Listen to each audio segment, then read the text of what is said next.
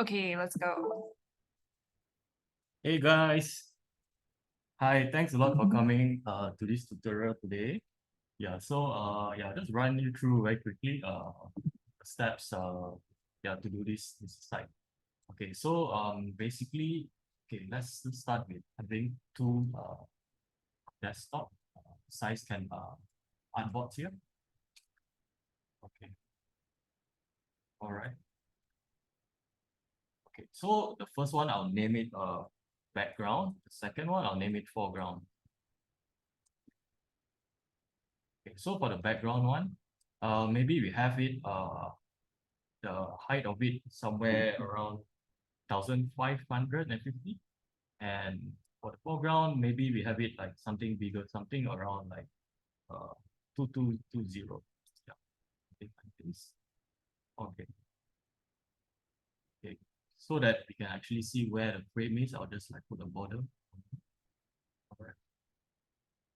Okay, so now basically, because this is like a two-fold interaction, from the first fold going to the second fold, basically is applying like parallax style in this interaction. So we have a background and a foreground for this. I'll show you how basically both of them will interact with each other. Okay, so the first one, for the background, we have a blue background. I'll just basically like create the main layout for these sections first. Then after that, I'll drop in like the specific elements for each of them.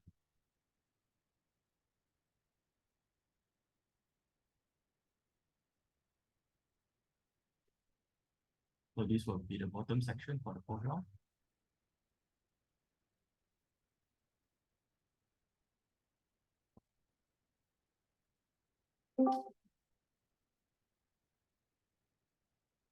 All right. Okay. All right. So now we have a background and a foreground. I'll start with the top bar for the background. So for the top bar, normally I'll just create a frame like this. Okay. So for the logo, I use the font Thunder. Make it extra bold. It's LC.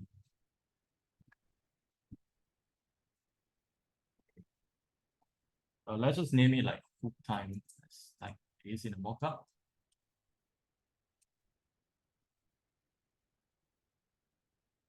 Okay, take away the background. All right. Then we have like the menu tabs in the middle. Okay, for now, I'll just name it like menu. It's like something like that.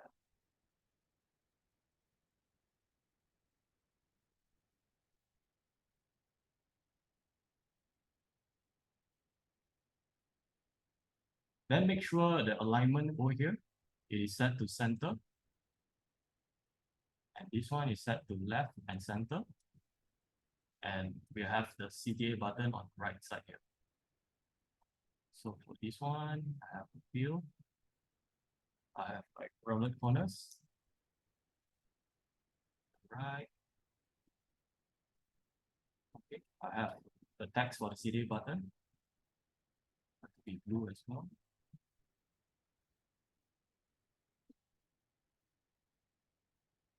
Okay. Yeah, make sure that this one also is centered in the middle as it is now. Okay. Right. Okay, so once I've created the top bar, I can just like copy it and kind of just paste it right in the background. Align it to the top. Okay. So now we have the top bar. And let's just go right into the other details of the background. So first, let's just make the giant text ran. Okay, for this one, this giant size. So for this one, I also use the font Thunder. You guys can check out that font as well. Okay, so let's put it somewhere here. Then I'll have Kevin.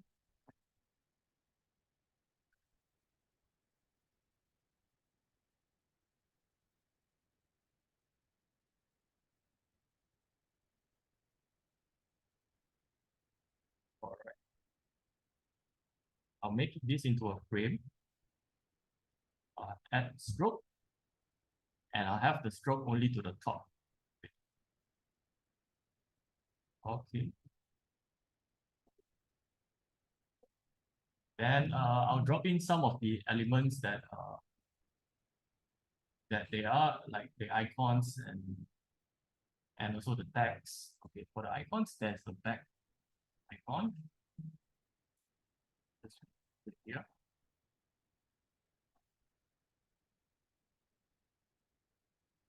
And also for the tags I've already created like sample copy tag, so I can just like copy it in here.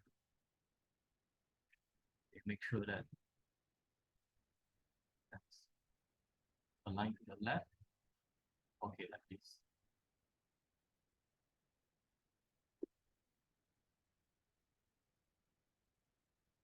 Okay.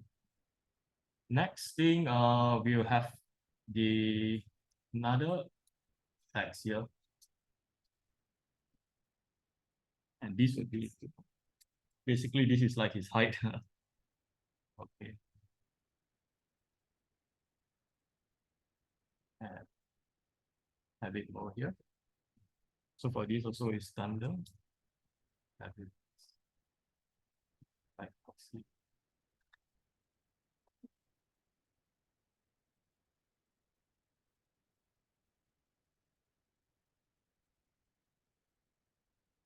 All right. Something like this. Okay. Then there is an element over here. That is circle.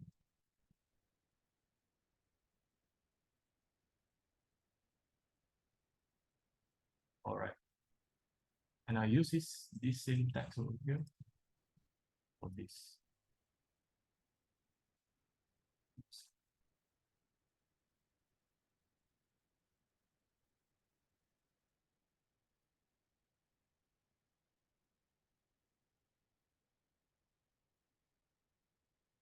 All right.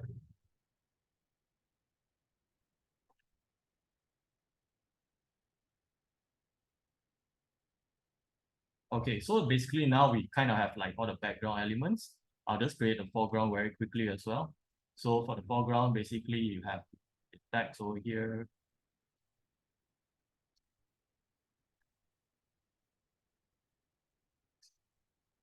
So for this text, it would be lessons.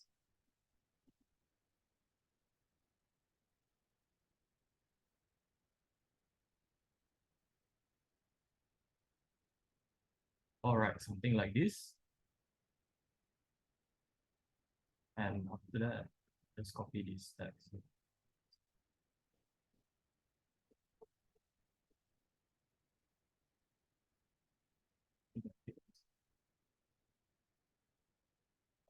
For simplicity, I'll just like, use the same text, but basically it's just to show, the effects that have in the interaction. Okay.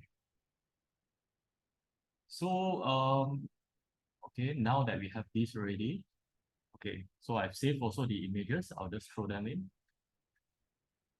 So it'll be centered over here.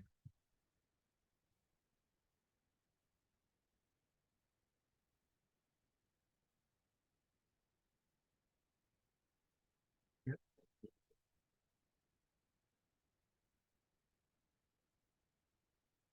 All right.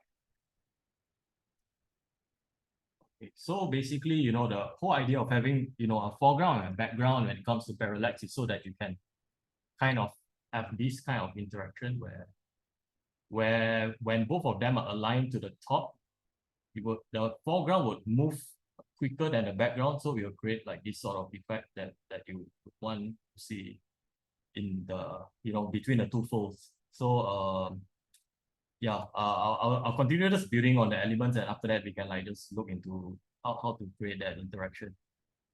Okay, so for the testimonial section, I'll the brands, logos, already saved them in SVG, so I'll just throw them in here.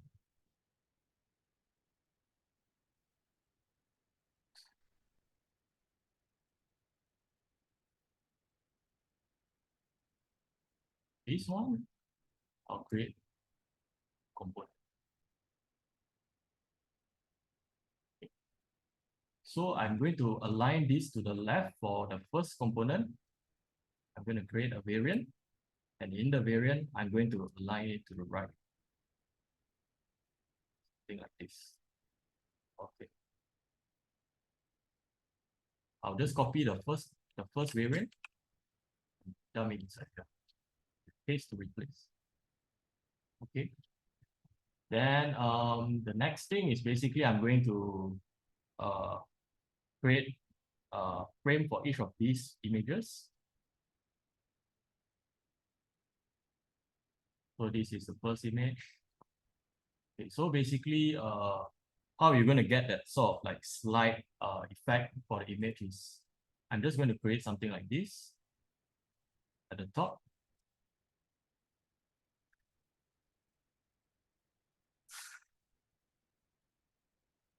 So basically what's going to happen later on is it's going to kind of just slide like this, slide off from the frame. So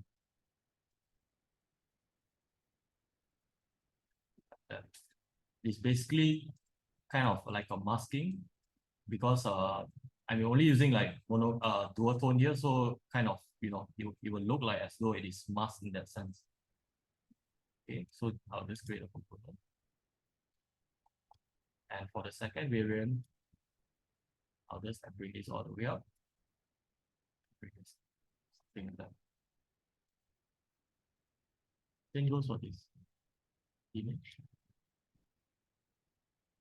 Okay.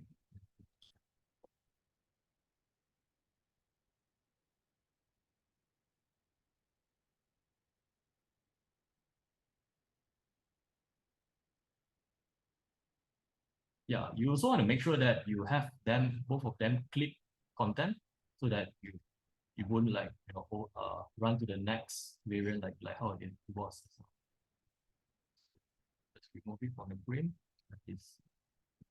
Okay, I'll just copy this and paste it in here. Same goes for this one.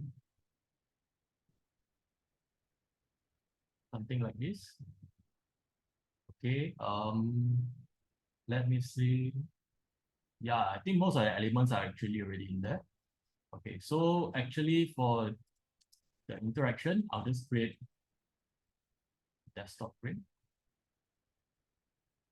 900 height.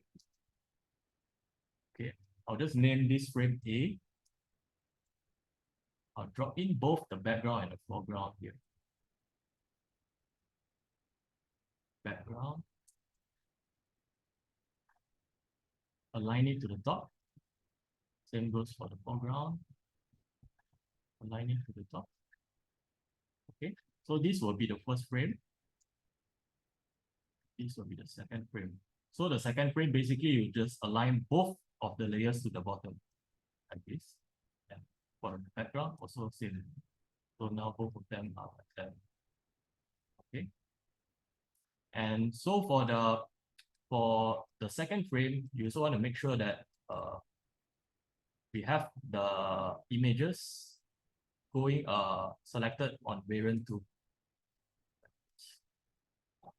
And so this section also variant 2.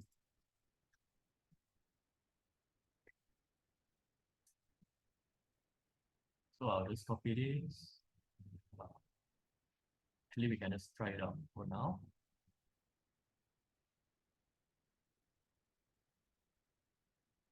Sorry, I forgot to actually connect the prototype. All right. Okay, so you just have to select the first frame. Okay. Okay. Connect the prototype to the second frame. So I'll select on click, it would have smart animate. Well, I'll choose a custom bezier. For the time, maybe I'll select maybe like 1600 milliseconds. You have to drag this handle, something like that. And the bottom handle, just drag it like that. Okay. Then you select the second frame, hover somewhere around like the right edge of the frame, and you drag this and connect here to the first frame. Then basically the settings is the same. I just want to kind of reverse it, you know. Yeah, we can actually try it out right now. Okay, so if I click, it's supposed to do this. It's a little bit too fast though. So maybe you want to try like 2004.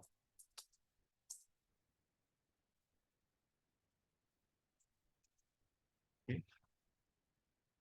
Yeah, something like that.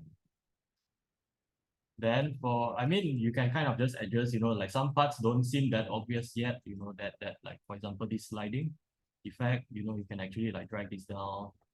This one, you can drag it down even more so that you can actually see the interaction going on. Right, okay.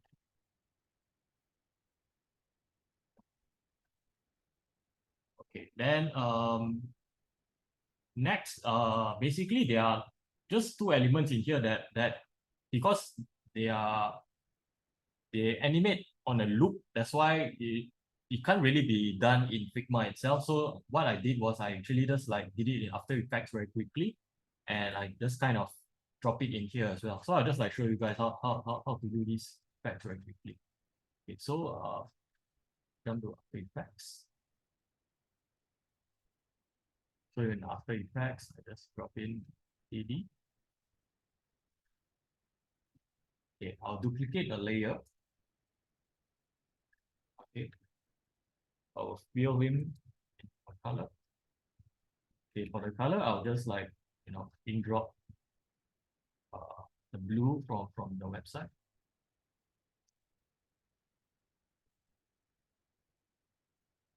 Okay, and I'll have it, you want to have the effects, turbulent displays.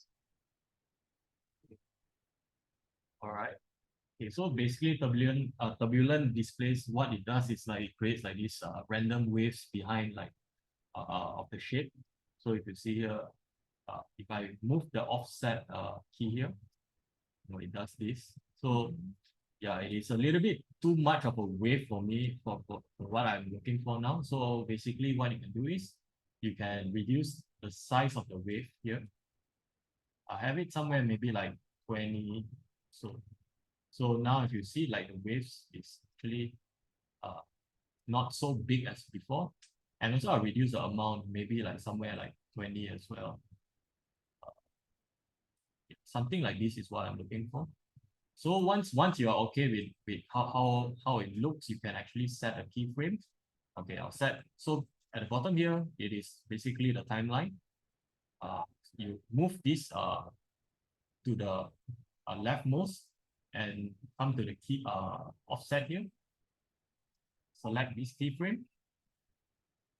Maybe like move to like 0.2 seconds and select the keyframe again.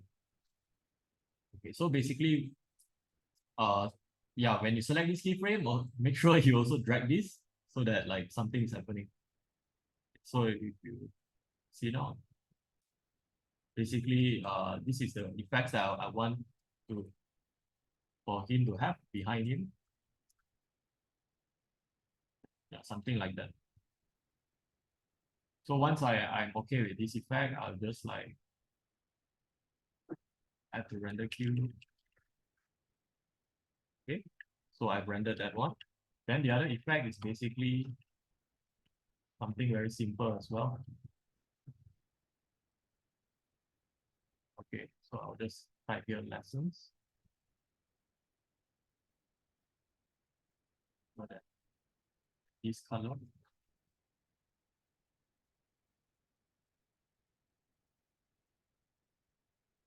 Okay, for this one, I'll select the font to be thunder.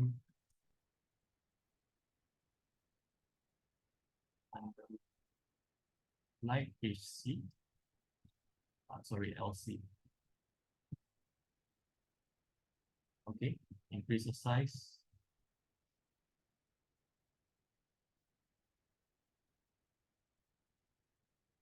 And I'll create a eclipse too.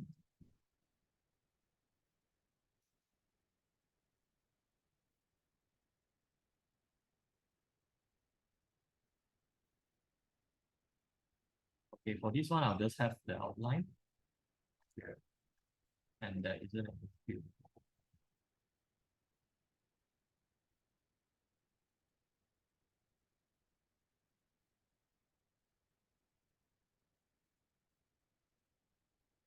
Field, this one, just the outline. Something like that. Okay. I'll just select both of these and I'll just pre-compose it. Pre-compose basically is kind of like grouping them together in After Effects. Okay, so once I've done this, wait, sorry, I have to make sure that they are both aligned to the center. All right. Okay.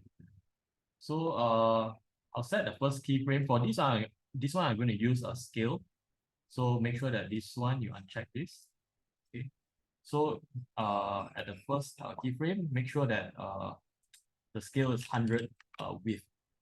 Okay, set a keyframe, go to 2 seconds, and from here you can set it to 0. So basically, you're supposed to do this. Okay.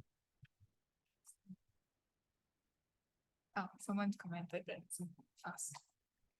Oh, sorry, I'm a bit too fast. Sorry. So okay, sure. Okay. So basically, yeah. So now I'm still building the assets for this looping sort of animation. So yeah, I mean if later if there's any questions I can like bring you through more thoroughly. But for now I'll just like kind of like run through first. Yeah, because like I'm not really sure like which part I'm supposed to drag on. Okay. Thanks though for letting me know. Okay, so for this one, I'll just do this. I'll just render this first.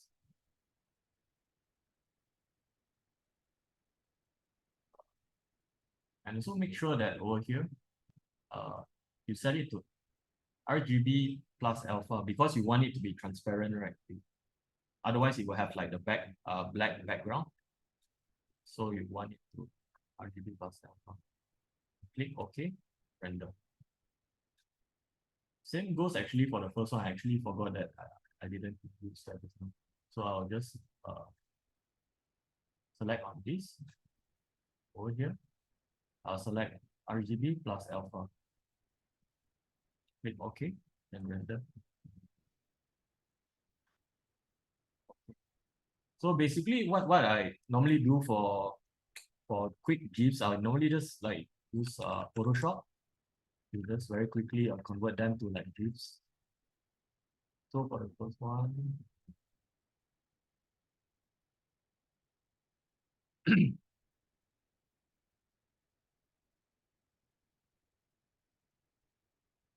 second.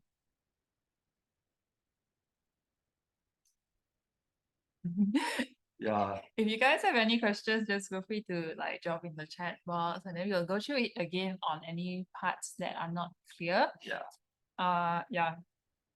Then Daniel has a tendency to work pretty quickly. And I'm like really bad at teaching generally. So I'm really sorry. I for some reason I don't know why I'm so nervous. I'll try my best though. Yeah, any point that you have any questions, just drop it and we can like repeat it. Okay. Now that I have opened Photoshop, to open my first. So basically, this is what I created just now in After Effects, right? Like as a movie .mov format. So I just kind of convert these layers into Photoshop. So now in Photoshop, basically once you drop it inside, you will have like, if you see in this timeline panel here, you have like all the keyframes of of the animation I just made. So what I do here is I just now that I've already opened it, I just go to File. I just go to Export, Save for Web, and I just save it. Make sure it's in you select GIF over here, and you click Save. So for this one, I'll just name it like KD back. Okay. Now for the next one.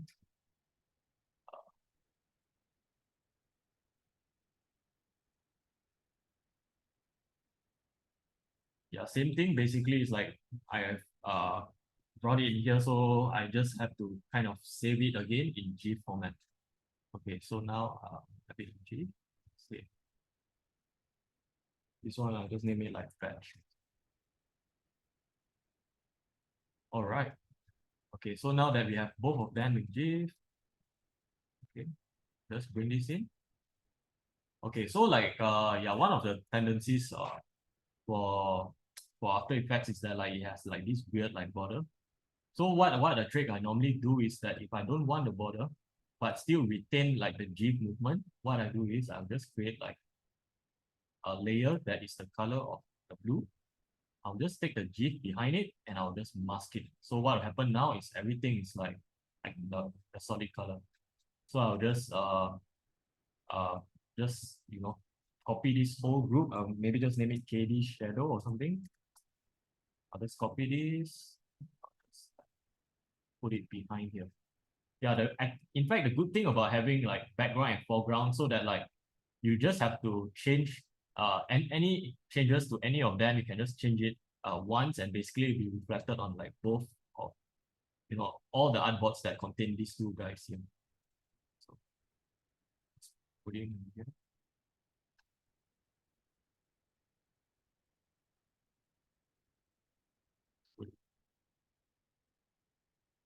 Oh yeah, one thing I kind of forgot to do earlier is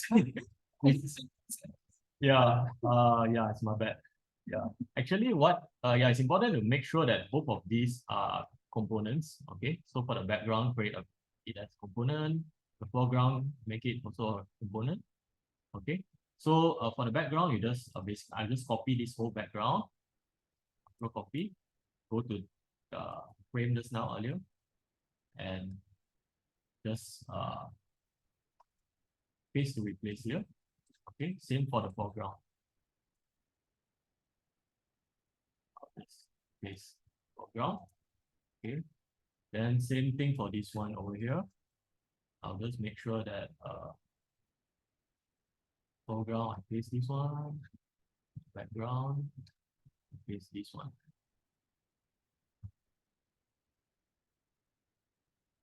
Okay. Then yeah, once again, for this one, just make sure that select on the image and click the variant tool, and also this part here, it's actually variant tool.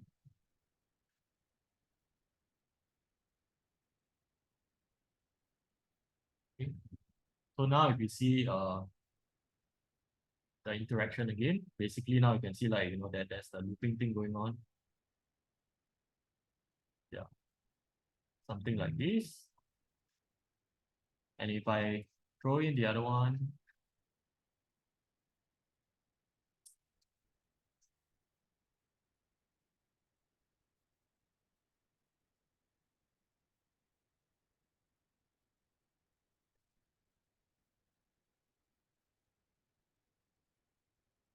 yeah. But why is it not looping the other side? It's okay. I Yeah. think we get the idea. Yeah.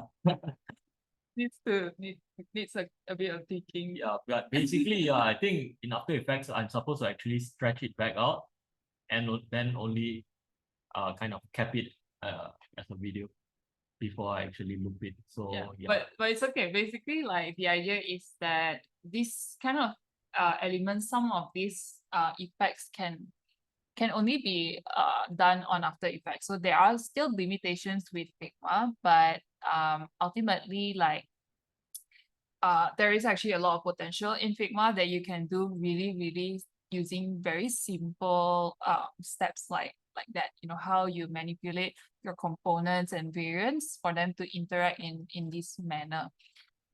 So I guess that's the gist of this really. It's like how you can really achieve very simple effects, but it looks impressive, but they're really easy to achieve. So like all these kind of like the looping button and the shadow thingy, like those are things that you can experiment even more. I'm pretty sure there are more areas here that you can even, you can even push the creativity a little bit more. But yeah, I think the gist that we're trying to do with this is that we want to kind of show you guys like how it's really easy to achieve, but it looks really impressive to some. So it gives you that wow factor, but it wasn't that difficult and it's not inaccessible for anyone to try as well. So I think anything else to add? Maybe if you guys have any questions about like any of the sections, I would love to like, walk you through more. Yeah, if you guys have any questions, like Selena, if you have any questions, you can just let us know. And then if you want, you can even unmute to chat and then we can just like talk it Yeah, through together. totally. Yeah. Yeah, because like for me, I'm much more comfortable when it's like a two-way conversation, because like sometimes when I talk for too long myself, I kind of like I'm not sure whether I like what am I doing, Yeah.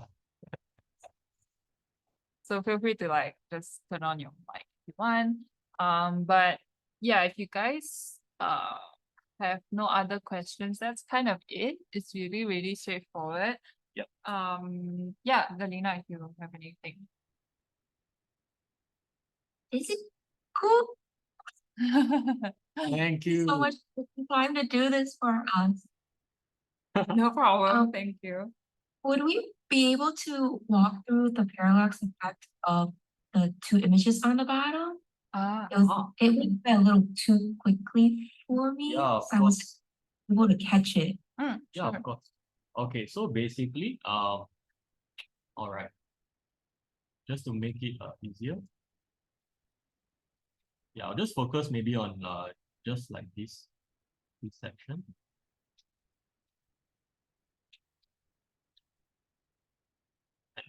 Okay, so I'll just like show it like as an image itself. So basically what's going on here is that like in the first variant, what I did was I kind of like just put a rectangle over the image.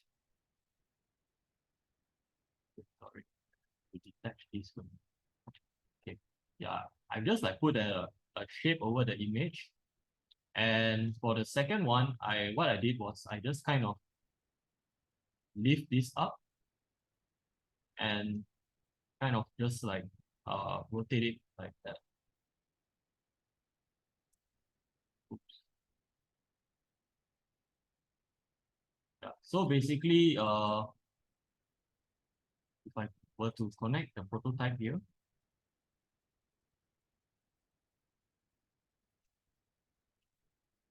but for you, are you familiar with like this whole prototype connection and stuff like that? Mm-hmm. Okay, cool. All right. Still basic at it, but I'm slowly learning. Yeah, that's great. No problem. Okay. This is actually pretty basic. It's just like a kind of a trick that I kind of learned. So I thought I'll share with you guys. Okay, so okay. Oh yeah, so one thing you want to make sure is that like you want to have everything within the frame to be named the same. So like okay, the problem that happened just now, like this problem, is because the stuff that is within the frame is not named the same. So like in this case, you see frame 6, right? It's 1 inside here, and frame number 7 is 2 inside here. So that's the problem. So what I want to make sure is that this one is named 1 as well. So now when I actually play, oops, why is that still a problem? Okay. So I think there's something within here. I know. Your frame name? Yeah, I think the name of this frame as well. I'll just name this like A and A. What's going on? Okay, I'll just copy this again and I'll just put it here. Okay, for this one, I'll drag it up. I think your animation is smart anime.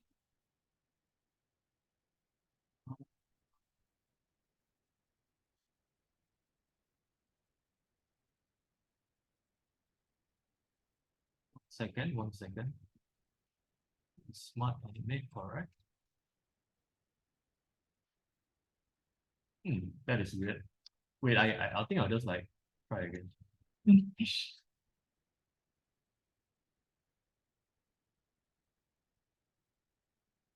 Yep, that's what it's supposed to do. I think like kind of like yeah, too many times. Oh yeah, okay. So basically, yeah, it's just a trick of like, putting something like a mask in like a shape in front, just to pull it up.